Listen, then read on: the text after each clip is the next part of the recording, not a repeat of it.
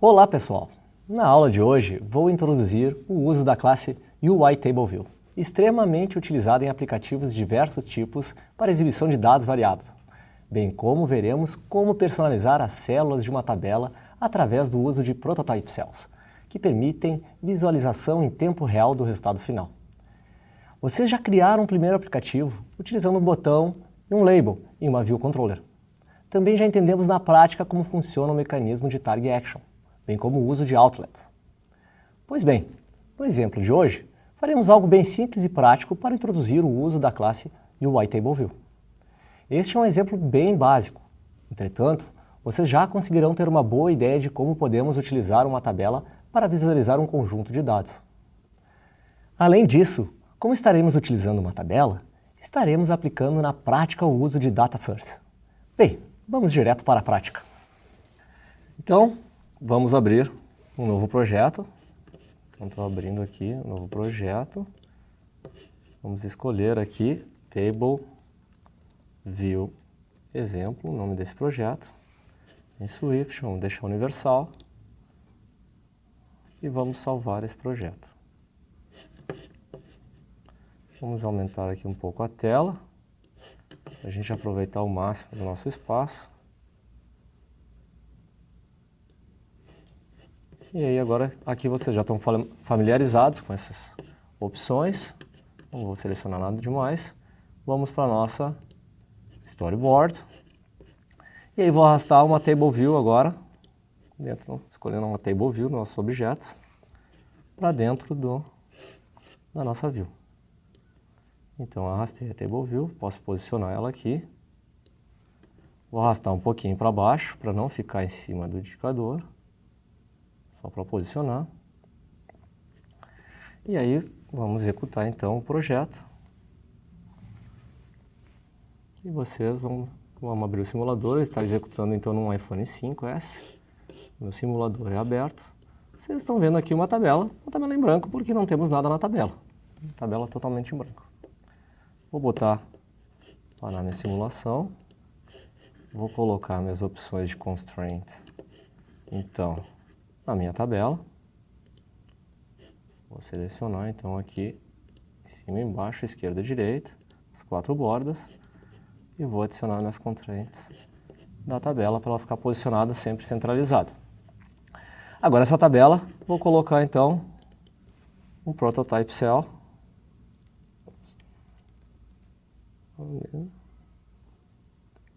Table View Cell. Um Prototype Cell para dentro da tabela. E aí vou dar um nome então, para eu poder reutilizar as células desse Prototype Cell. Vamos chamar de Cell, certo? E agora, para ter mais graça esse nosso exemplo, vou colocar 2 labels dentro da minha tabela, da minha célula, então, da tabela. Primeiro label, a gente vai posicionar aqui, vou arrastar ele, a gente pode configurar, dar um tamanho aqui de 450, só para ele ficar um pouquinho maior, aqui. Vou colocar o segundo label, então. E aí a gente já viu isso, a gente pode configurar várias opções, né? Nos atributos aqui, esse meu segundo label, eu vou dizer então que a cor dele não é mais preta. Aqui, minha cor é uma cor azul, certo? Só para a gente ter alguma diferenciação. Vou colocar as constraints no meu label, nesse meu label onde vai aparecer o texto. Então, vou selecionar as constraints. Então, dizendo que ele vai ficar essa altura, em cima, à esquerda e embaixo.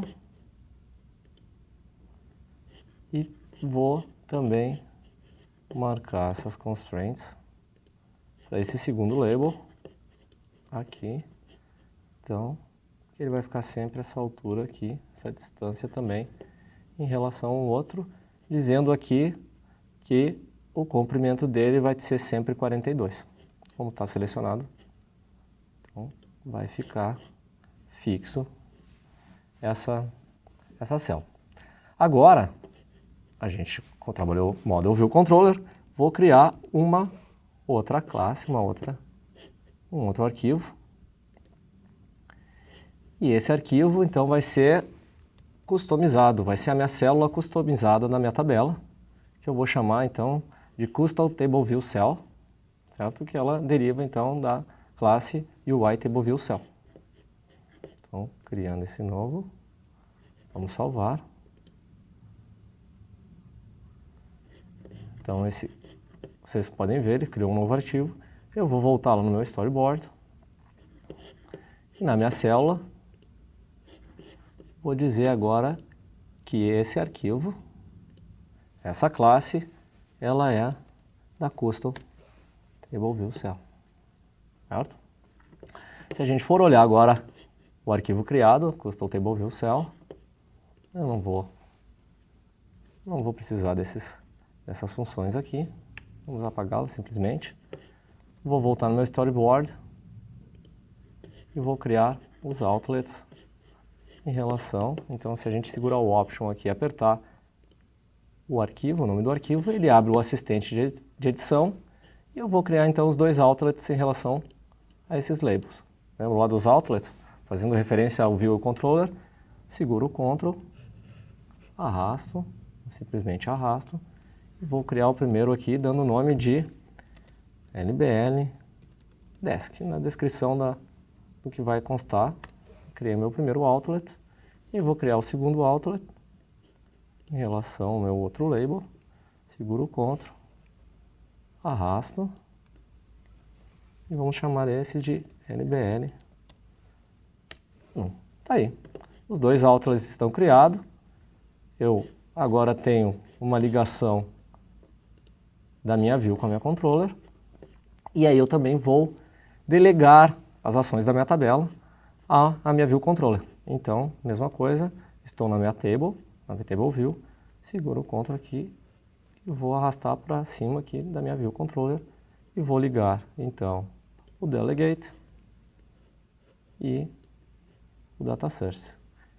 Então, a minha tabela agora responde direto para a minha view controller. Então, colocando em conformidade, aí table view data source, UI table view delegate. Como vocês podem ver, ainda está com um errinho aqui, porque eu tenho que declarar então as minhas funções cell for row at index path para deixar em conformidade. Vamos colocar então aqui e também vou colocar a minha outra função row number of rows in section. Então aqui dentro de cell for row index path, ele está recuperando então a minha célula para reusar aquela custom table view cell que a gente declarou, e aí eu vou usar via os outlets o LBL desk declarado e o LBL num.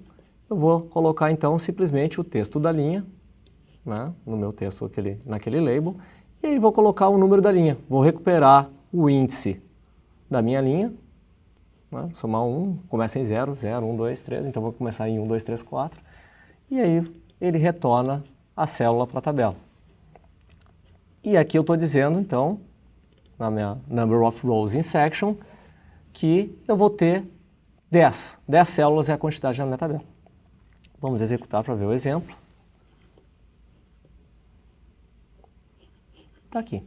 Podemos ver então que eu tenho um exemplo aqui, onde eu tenho 10 linhas aparecendo dentro da minha tabela, certo? E aí escrito o texto da linha para cada um. Ou seja, a tabela está informando, né, para cada célula, texto da linha e o seu número, e ele vai pedindo, me dá mais células, e ele vai informando até a quantidade de 10 células. E a gente pode executar isso, por exemplo, num outro device. Vou simular aqui, num iPad Air. E aí, observaremos aqui, está compilando agora, como a gente tinha setado anteriormente.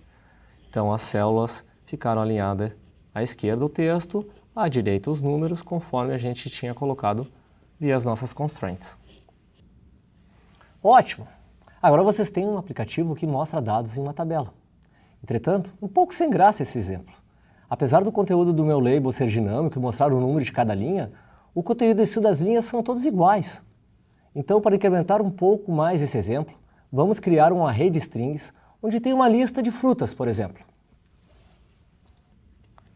Minha lista de frutas, agora eu tenho uma lista de frutas que quero carregar na minha tabela. Como faremos isso? Simplesmente vamos apenas recuperar pelo índice da linha da tabela, informando o índice formado no índice path, né, o conteúdo do meu array. Nesse caso, o texto da célula receberá a string que se encontra com o mesmo índice do array. Então vamos aqui no meu índice path, vou colocar não mais texto da linha, mas o meu índice path recuperado lá de frutas. Lá do array de frutas, ele vai pegar o mesmo índice em 0 e colocar na célula 0, o 1 e colocar na célula 1. Vamos rodar então, vamos mostrar. E agora, como vocês podem ver, eu tenho aqui abacate, abacaxi, acerola e assim por diante. Opa! Como podemos ver, o que aconteceu aqui? Só tenho apenas as 10 primeiras frutas do string que são visualizadas na tabela.